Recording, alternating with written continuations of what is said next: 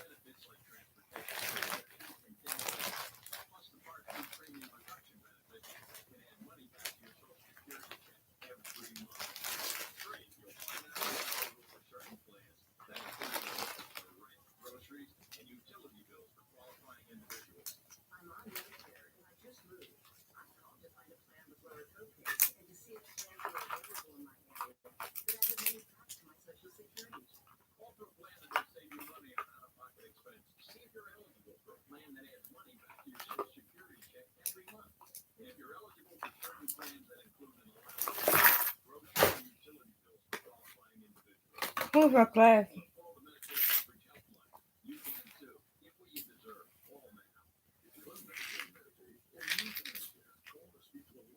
Almost time, 8 o'clock. Y'all remember what's up? Guess what happened when I was going to the University of Maryland? Maryland, so I got free. C code and shit.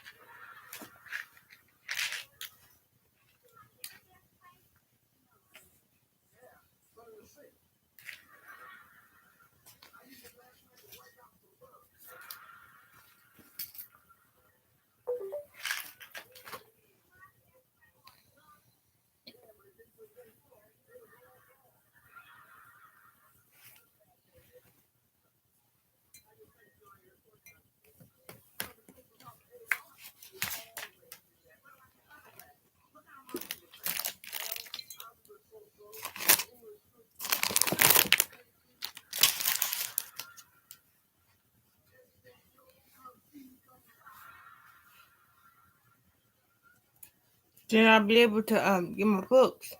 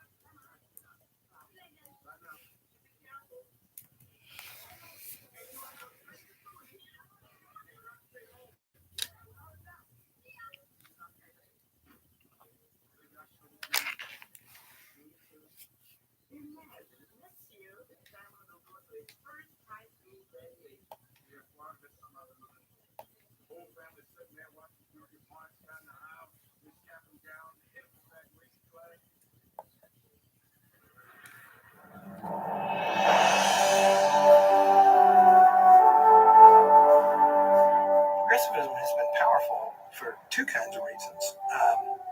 First of all, its promise is a very high promise. It claims that it can put everything right. There's no reason why there can't be decisive improvements in every area. Put it that way. Well, that's appealing. And the second thing is, it draws on modern science for a lot of its authority, and modern science is very powerful. Modern science, cured polio. Modern science put a man on the moon. The effect of any kind of tool, including those invented by modern science, makes one more powerful. The question is, what do you do with the power?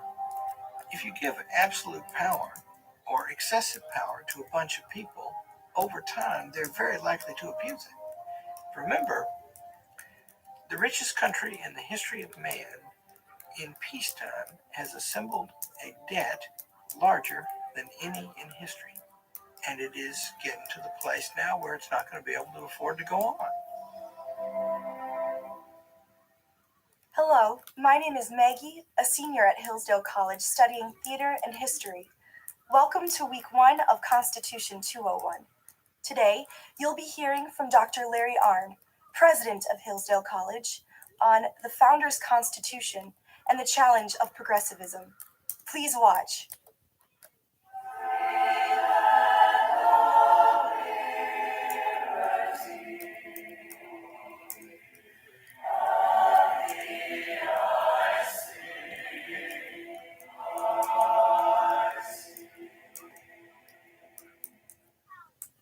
Hello, my name is Larry Arnn. I'm the president of Hillsdale College, where we are right now.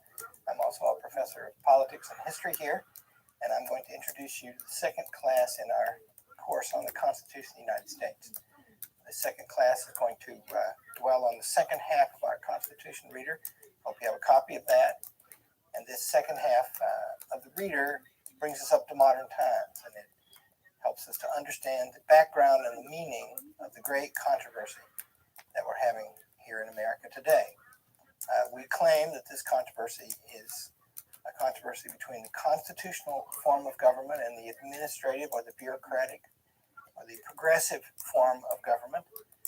Progressive and progressivism is a claim that certain academic thinkers in the 19th century and then after that adopted for themselves. They meant a new kind of what they call liberalism. They meant a new way of thinking about man and nature and everything in it.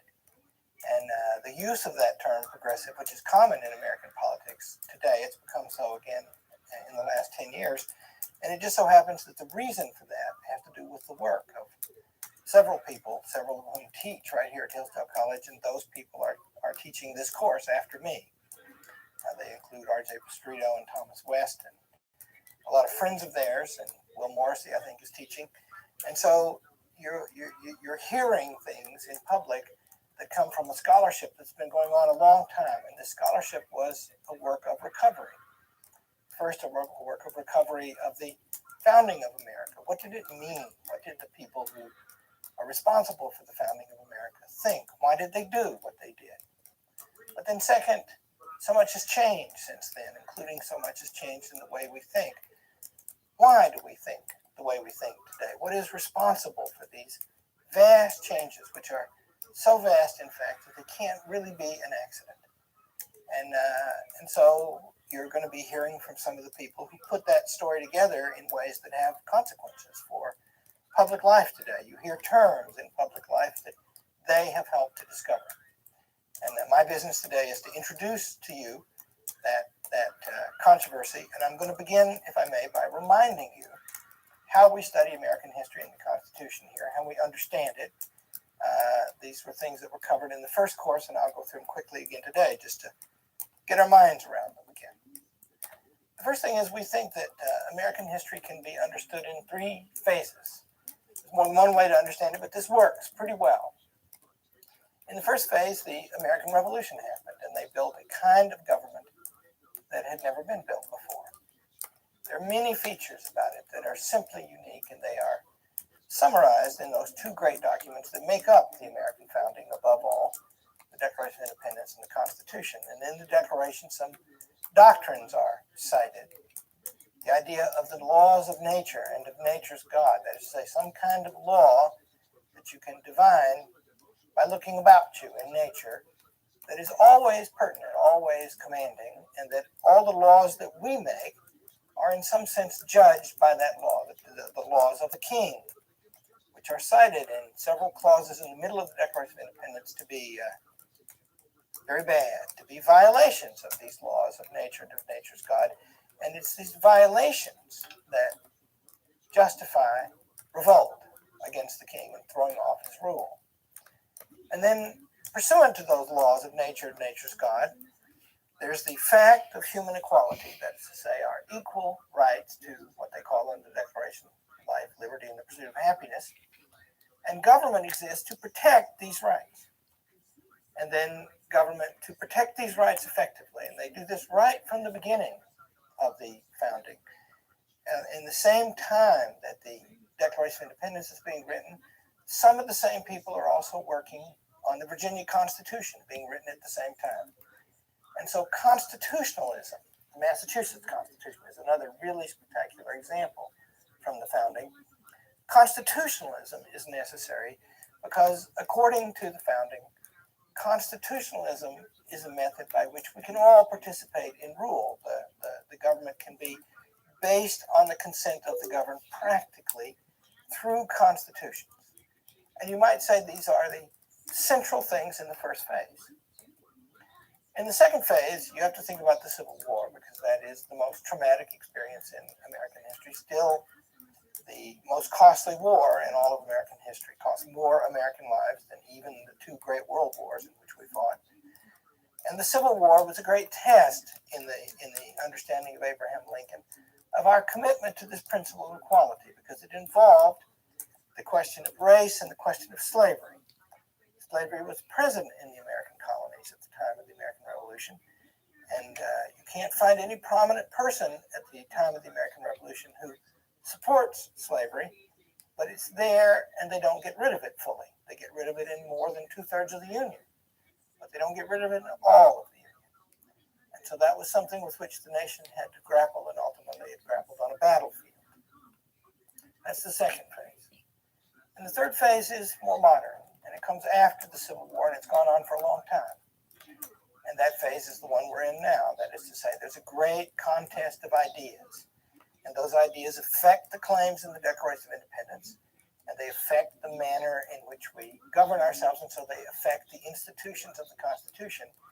And I want to say a word about that word Constitution, just to remind you what it means. It's a very interesting word.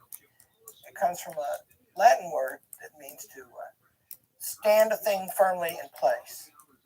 The word statue, like we have some wonderful statues here at the college, George Washington and Abraham Lincoln and Thomas Jefferson, and modern people like Winston Churchill and Margaret Thatcher and Ronald Reagan. So that word statue and the word statute, let's say a law, any ordinary law, they come from the same place, and so does the word constitution. And so you can think of a constitution as what we stand up in public according to which we will live.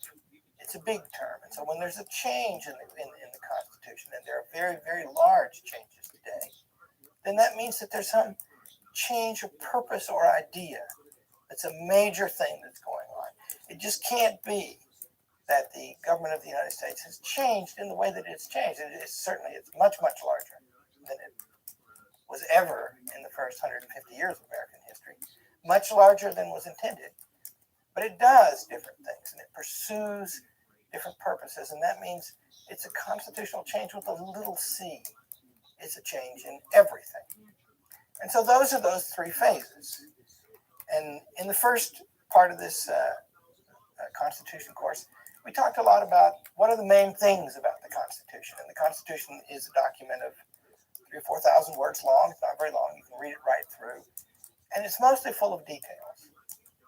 The House of Representatives gets elected in a certain way, and you have to be a certain age. And the Senate gets elected a different way, and the president a way. And there's just lots and lots of stuff like that. There are 17 clauses in Article 1 of the Constitution, which concerns the legislature, that say what the Congress can do. Those are very controversial today. One of them was at the center, two of them actually, was at the center of this recent court case about the Patient Protection and Affordable Care Act, Obamacare. And so those are alive and they affect our politics today. And our argument, especially I think maybe my argument, is that the heart of the Constitution can't quite be seen unless you look away from those details and see three main things about it. And I also very much like the fact that these three things give the substance of the middle of the Declaration of Independence, where, the Declaration of Independence begins with that very beautiful set of universal statements. We hold these truths to be self-evident. I think it starts, when in the course of human events it becomes, so remember, that's universal. When in the course of human events it becomes necessary for one people to dissolve the political bands that have connected with another and to assume among the powers of the earth the separate and equal station to which the laws of nature and of nature's God entitle them. The beginning of the Declaration of Independence all has that tone. It's very lovely, very elevated, very universal, very eternal in its perspective. The middle part is a bunch of paragraphs about stuff the king has done. And that middle part contains these three main elements that also give their form and purpose to the Constitution of the United States. And one of them is the American government is supposed to be a limited government. That means that it can't be everything. It's not supposed to be. They claim in the Declaration of Independence, one of the charges against the king is that he has sent among us swarms of officials to harass our people and eat out their substance. And another one is that he has made us subject to a foreign jurisdiction. And those are both statements about large and overpowering government, because in the steps that led to the American Revolution, one of the first things that happened was, beginning in about 1763, is that the king and the parliament began to pass detailed regulations about the people of the colonies in North America. And they hadn't really done that much before. Those colonies were getting on for 150 years, a little over 150 years old. And they had very well established governments, and they had legislatures that were the most representative legislatures anywhere. And they were functioning for a long time, and the king began to circumvent them and just pass laws in a different way. And they protested about that. And his reaction to that protest was to invent new structures to govern the people, new sources of authority. He sent a lot of soldiers. The soldiers carried with them orders that they had new ways to search and look for stuff. And then he started messing with the way you got tried if you were accused with a crime. They started putting people on ships and taking them back to England for a trial. And they say in there, I'll mention this again in a minute, they say in there that he starts making the judges dependent on him and not on the people. And so you've got a bigger government, and it's harder to control. And each time they resist, the king and the parliament think of new ways to make that government bigger yet and harder to resist. And so it's a violation of the idea of limited government. And the Declaration of Independence has very much to do with that. And of course, the whole structure of the Constitution of the United States is meant to and does emphasize limited government. I said before in Article 1, Section 8, there are these enumerated powers. And there's just a list of things. There are 17 clauses there that the Congress may do. And if it's not in those, the implication is it may not do them. And there are only 17. But that's not just the implication, that's the explication too in the Bill of Rights, where it says that the powers not granted here are reserved to the people in the states. So the government is limited. It has a scope. It may not go beyond it. That's the first of these pillars of the Constitution, I'm calling them. And it's very important because it gives rise to the next one. And the next one is we're going to have a representative government. Representation is the second principle. And you can see why, if you think about it for a minute, you would have to have limited government in order to have representation. Because if the government becomes overwhelmingly large, it will be bigger than the people not in the government. And then it would not be representative of them. And that's, there's an argument that that's going on today. The government is not far from being half the economy in expenditures and growing fast.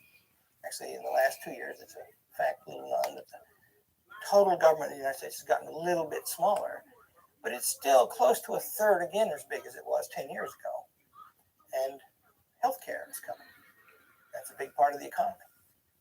So limited government makes it possible to have representative government. And in the Declaration of Independence, they very much insist on that. The king is accused of interfering with representative institutions. And he adjourns the legislatures. They won't ratify the laws that they pass. And he moves them to meet in places that are inconvenient for them and away from their papers and away from the public good. The idea is that government by consent must proceed in its ordinary operation representing us.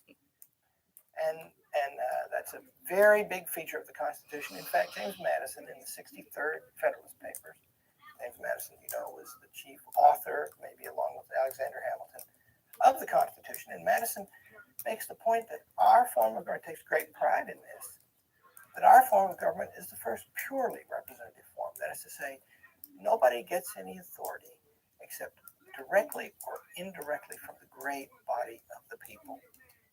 And so you have limited government, and then you have a government that depends for its regular operations on representing the people. And that's indirect sometimes for a lot of reasons having to do with wanting deliberation in policy and the better angels of the people's nature to have the most influence. But it all is based on the people.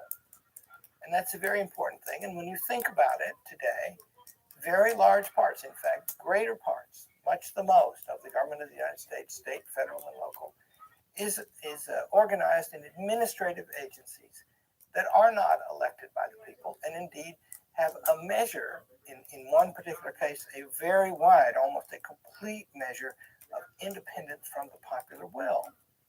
And that, by the way, just like this big government that threatens limited government, is an invention of the progressives. It's something they very much favored. They wanted lots and lots of professionals to be working in government, acting with tenure and according to scientific evidence and high training and professionalism to make policy. And that has gone so far now, so that in the Dodd-Frank finance law passed 2 years ago, I think, there is an agency called the Consumer Financial Protection Bureau, and it does not get its budget from the Congress of the United States. It gets its budget from the Federal Reserve, and the Federal Reserve gets its own budget from its operations as a bank. It's never appropriated by the people's representative.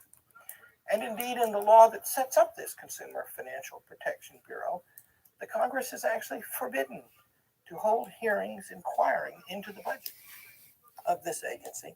And this agency has very, very broad powers. It basically has purview over every consumer financial transaction in the land. That's a big power. There's some evidence that it affects Hillsdale College, where I happen to work, and where we have a long history of not liking things like that. So that's a change from the representative principle, and the representative principle is crucial to the American.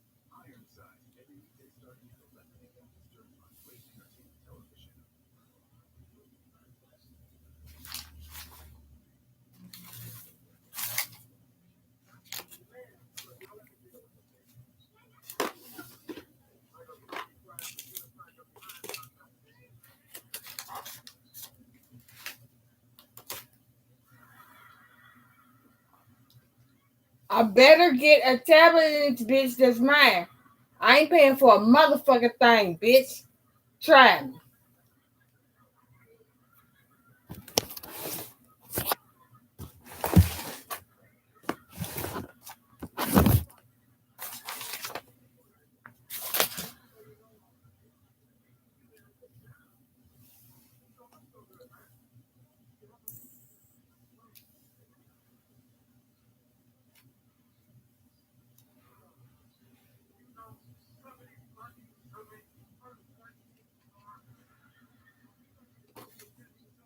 I know all 4 of my tablets would. Get my damn shit. Well, die, bitch.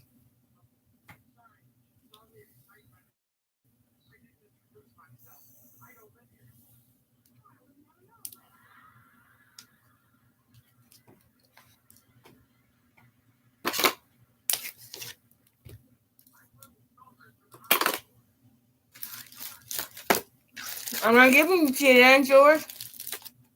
Bitch.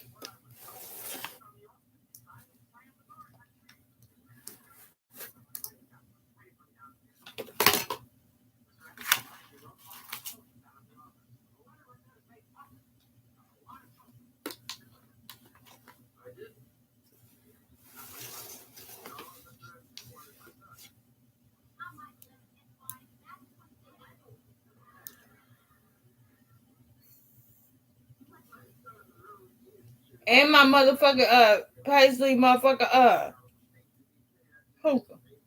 I don't give a damn if you don't know. I don't give a shit. That damn is mine, not yours. You got that?